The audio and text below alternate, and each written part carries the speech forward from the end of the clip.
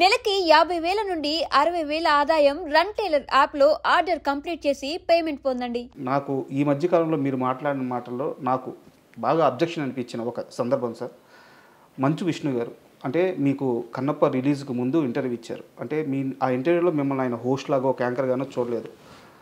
ఒక పెదనాన్న స్థానంలోనో ఒక బాబాయ్ స్థానంలోనో కూర్చోబెట్టి వాళ్ళ ఇంటి విషయాలు కూడా మీరు రండి, మీలాంటి పెద్ద మనిషి వస్తే కూర్చోడానికి మేము రెడీ అని చెప్పేసి మీకు అంత పెద్ద స్థానం ఇచ్చారు. అయితే కన్నప్ప సినిమా రిలీజ్ అయిన తర్వాత సినిమా రన్నింగ్లో ఉంది, థియేటర్లో ఆడుతుంది, అక్కడ శివపార్వతులు సెట్ కాలేదు, వాళ్ళని చూడడానికి నాకు ఇబ్బందిగా ఉంది, సో ఇలాంటి కామెంట్స్ చేశారు.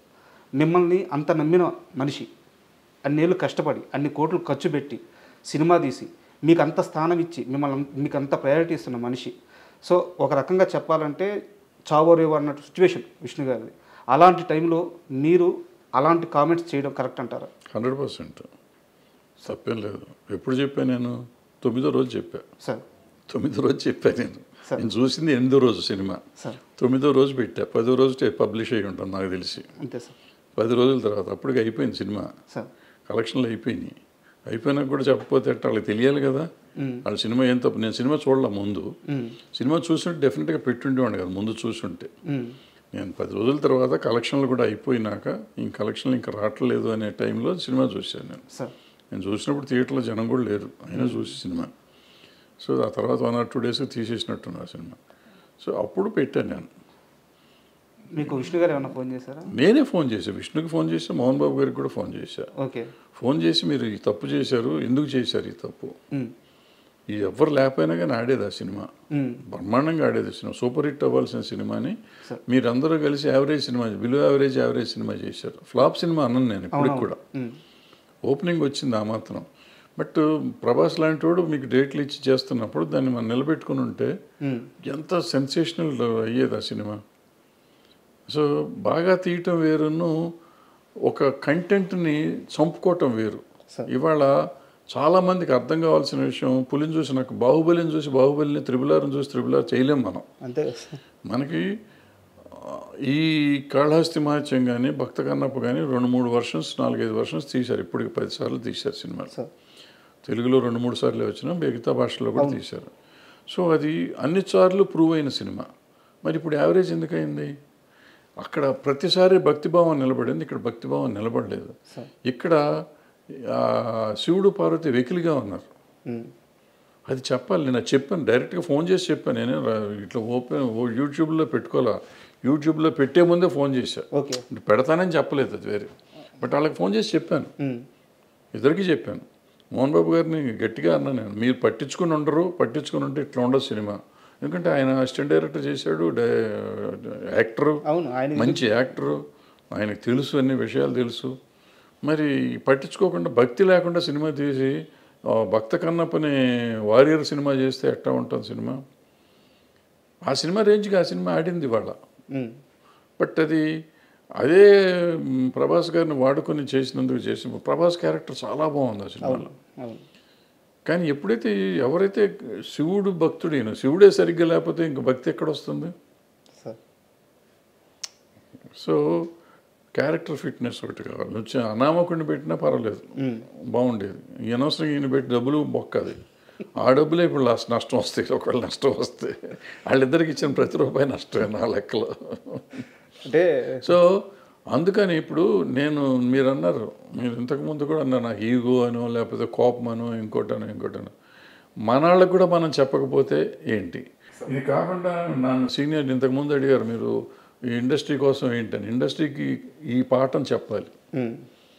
ఇది నేను చెప్పకపోతే, నాకు తెలిసినంత వరకు తప్పో ఒప్పో నేను చెప్పింది చెప్పకపోతే రేపు ఇంకోళ్ళు తీస్తారు, ఇంకో కన్నప్ప తీస్తారు, అది ఫ్లాప్ అవుతుంది. మీరు పాండురంగ మహత్యం తీశాడు రాఘవేంద్రరావు గారు, పాండురంగాన్ని, ఆయన ఇలాగే తప్పులు చేశాడు, అది పోయింది. సో భక్తి సినిమాని భక్తిభావంతో మీరు తీయకపోతే ఆ సినిమాలు పోతాయి. మీరు పాండురంగ సినిమా తీసుకోండి, కన్నప్ప తీసుకోండి, ఇంకోటి తీసుకోండి. మరి బాలకృష్ణ గారు, రాఘవేంద్ర గారు పెద్ద సినిమానే కదా అది. మరి ఎందుకు ఆడలా? పాటలు కూడా బాగానే హిట్ అయినాయి, ఎందుకు ఆడలా? దాంట్లో పాత సినిమాలో ఉన్న భక్తి ఏది? ఆ ఎమోషన్ ఎక్కడ దొరికింది? రాలేదు. ఎందుకు రాలేదు? ఎందుకు తీయలేకపోయారు మీరు? సో ఏదో మార్పులు మీరు చేద్దాం అనుకుంటే అవ్వదు. అది ఏదో చేసేద్దాం, వాళ్ళు చేసిన దానికంటే మనం గొప్పగా చేద్దాం. గొప్పగా చెయ్యండి. ఆ భక్తి పారవస్యం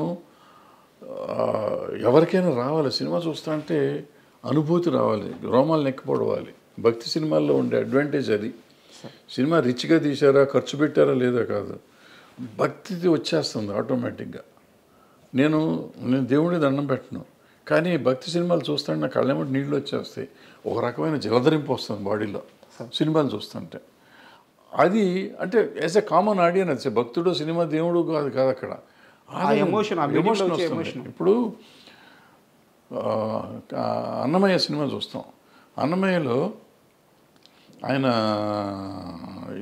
జీవితం అంతా ఆయన కోసం దారపోస్తాడు. దారపోసినాక ఆ లాస్ట్ సీన్లో ఉన్నప్పుడు అప్పుడు జోలపాట పాడావు చూడు అంటే ఆయన విష్ణుమూర్తి పాడతాడు, వెంకటేశ్వర స్వామి పాడతాడు ఆ పాట. అవును, నా పాట మీ నోటికుండా అంటే నేను జన్మ తరించిందయ్యా అంటా ఉంటే వాళ్ళ వాళ్ళ వాళ్ళ వాళ్ళు ఈ రోజుకి ఏడుస్తాను నేను. అది 20 సార్లు చూశాను నేను, చూసి ఉంటా 20-30 సార్లు చూసి ఉంటా.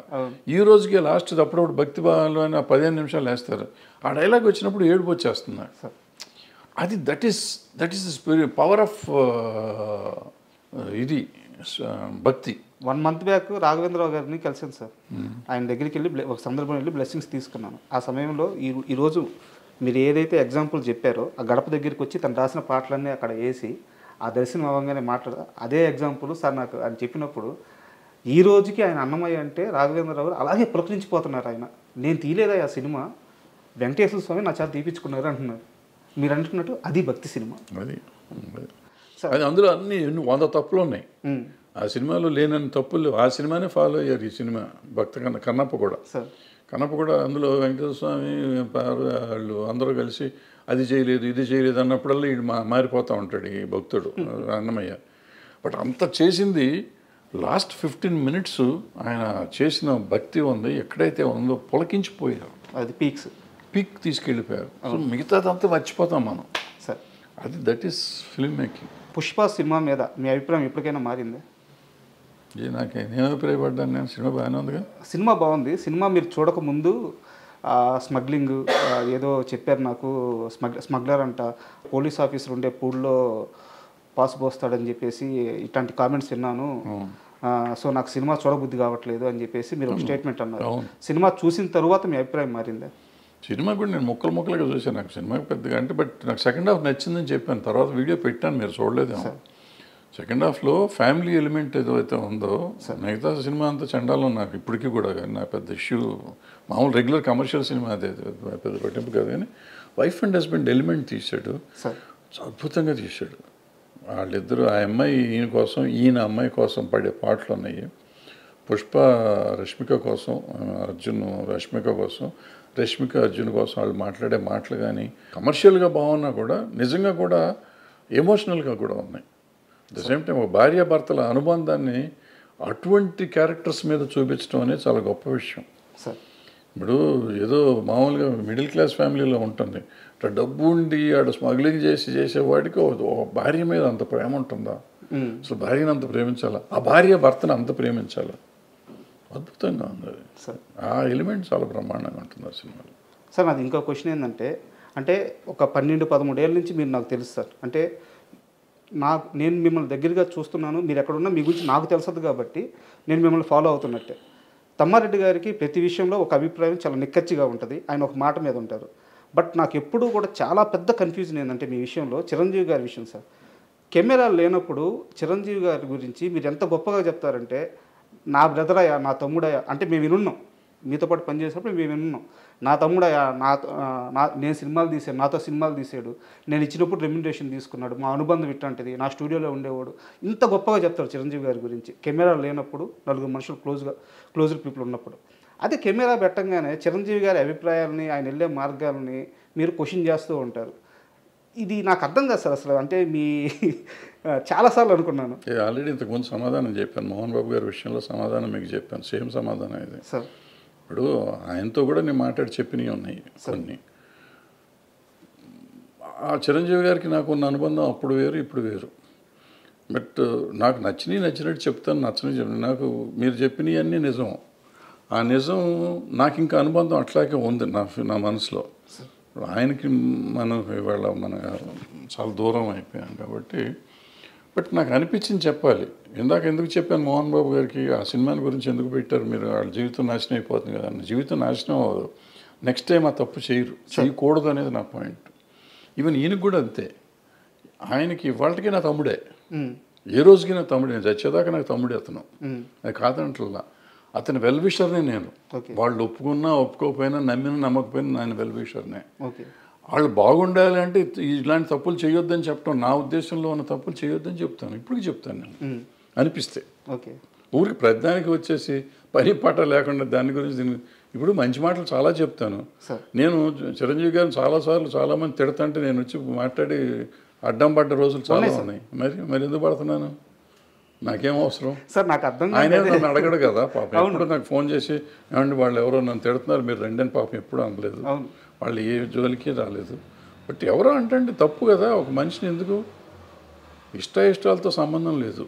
ముందు ఒక మనిషిని మనం కాపాడతాం కాదు, అనవసరంగా అతన్ని స్కేప్ గోట్ని చేయకూడదు.